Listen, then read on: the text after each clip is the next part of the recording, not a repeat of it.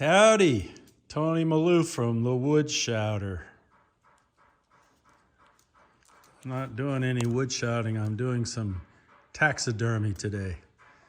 Messing up my shop. There's my two boiling pots. That's Pebbles, that's Max. I just got through boiling a couple of buck heads. We got our bucks this year. A friend of mine from California came out to visit and during rifle hunting season here in Missouri, and we nailed our bucks within 5 minutes of each other. I just got through getting most of the crap off these skulls so we can do a European mount. I got my pick and I picked off a bunch of meat. There's two skulls in there, the smaller one. One's Eustace and the other's Hubert. Can't remember which one's which. This one's the bigger of the two. And so far it's coming out pretty nice. It's kind of got that yellow haze on it from the fat that gets mixed with the water. The lipofuchsia from the brain permeates the bone. But I'm gonna do some sort of a mount, Max featuring both of these skulls. Max, no. He loves the antlers. But this was a pretty good sized buck. So was the other, but the rack is not all that impressive. But after this step, I have to power wash, but it's freezing here and I broke my hose bib. I have 4 of them out there, but I didn't want to risk opening the other ones. I have to repair the hose bib and hook my power washer up to water and kind of wash off the remainder of this skull to get the little bits and pieces off. I might do one more boil in kind of dishwasher soap to bleach the skull out a little bit more. And then let me just show you what happens in the second step. That kind of yellow color of the skull kind of gets bleached out with hydrogen peroxide. This is one that I've done previous. I still have to make a mount for this. I boiled this one so much that I kind of boiled the nasal bones off, but I'm going to replace those with some glue.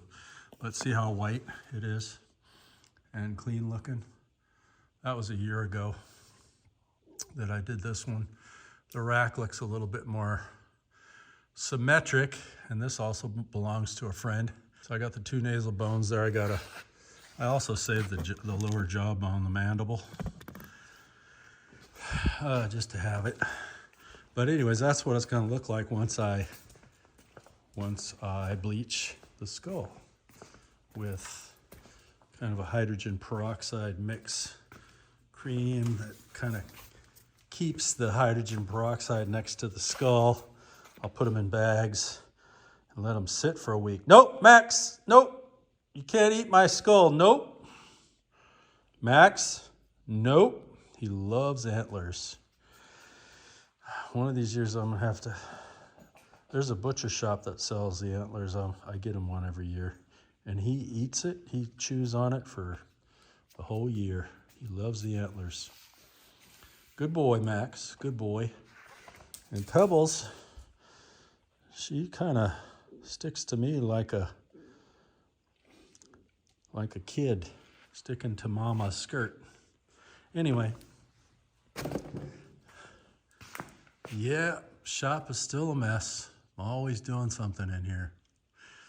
All right, well, I'm going to take you along on this processing of these skulls. I boiled them, and I boiled the crap out of them for about an hour.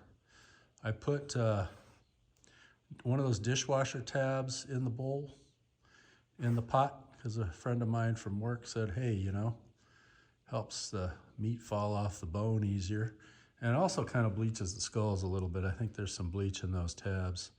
I forget which, I think I used a Cascade dishwasher tab, kind of like one of those Tide tabs that you put in your washing machine when you wash these days. Anyways, I put one in the bowl, in the pot, boiled it for a good 4 hours. Took a good 2 hours to get the water to boil because it's so cold out here now.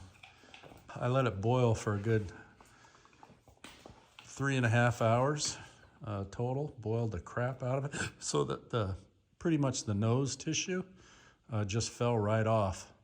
And once I got it to that point, I knew that the rest of the tissue was good to go, and I took it out with a knife and carved it off, and it was simple from there. Then I do a second step where I have to kind of puree the brain and get it to pour out of the, I think it's called the foramen magnum. I guess that would be the analog in a human. To get the brain to pour out of that, all it is mostly lipids. It's mostly fat. And I think that's what, when you mix the fat from the brain with the water, it gives that yellow color to the skull. And that's not desirable. It makes it that much harder to bleach white. This is a pain in the ass way of doing it. It takes me a long time because I do a little bit here and there. It takes a good amount of propane to heat this water up, and when I quit, I have to, the next time I come back and do this, I have to heat the water up again, which takes a bunch of energy, takes a bunch of propane to do. Anyway, I'll tell you, I've got a diode laser that I want to etch some things into wood to mount these on wood plaques. I want to make a big deal out of this. So if you hadn't heard the story, I think I told it on Facebook, but I was sitting in the blind with my friend, and it was getting towards the end of the day, and we hadn't seen much. I called my wife, and I said, hey, wife, who are the patron saints of hunters? And she found two of them, Saint Eustace, I think it's spelled Eustace, and Saint Hubert, Hubert. And they were, one of them I think was around 500, and the other was at like 1,500 or something like that. Somewhere in there, you can look it up. But they're patron saints of hunters. We signed up for prayer to both of them. And I'm not kidding you, within 5 to 10 minutes, we had 2 bucks in our sights. My friend from California shot his, and then I shot mine 5 minutes later. Kind of an amazing story at the time. It was very exciting. Anyway, I truly believe that that both sides of the church are alive. Those that have passed from this world to the next, and us who are the militant, the church militant. We ask for help from both sides, from our fellow Christians and those that have passed, that we have a pretty good idea that they've attained the beatific vision. They're with God. Anyway, at least to this point, the next step is going to be bleaching the skulls so they look white like that one I showed you.